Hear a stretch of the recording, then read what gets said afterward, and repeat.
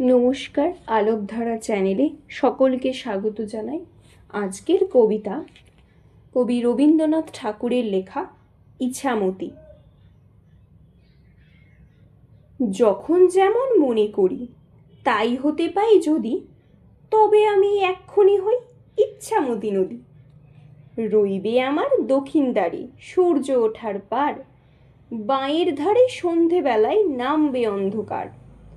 আমি কইব মনের কথা দুই পারের এই সাথে, আধেক কথা দিনের বেলায় আধেক কথা রাতে।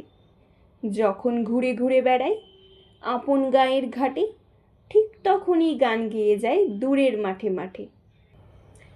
গায়ের মানুষ চিনি যারা নাইতে আসে জলে, গরু মহিষ নিয়ে যারা সাঁতরে ওপার চলে। দূরের মানুষ যারা তাদের নতুন তরবেশ, নাম জানি নে গ্রাম জানি নে অদ্ভুতের এক দেশ।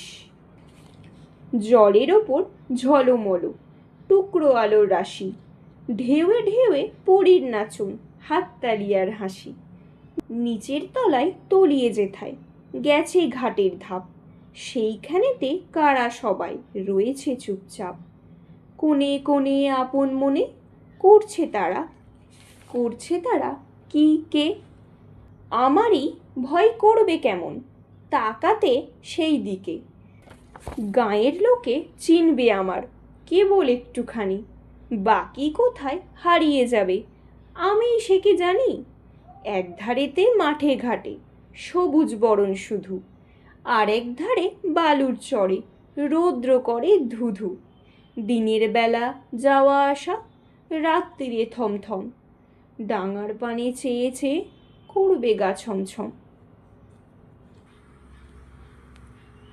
আজকের কবিতা এখানেই শেষ।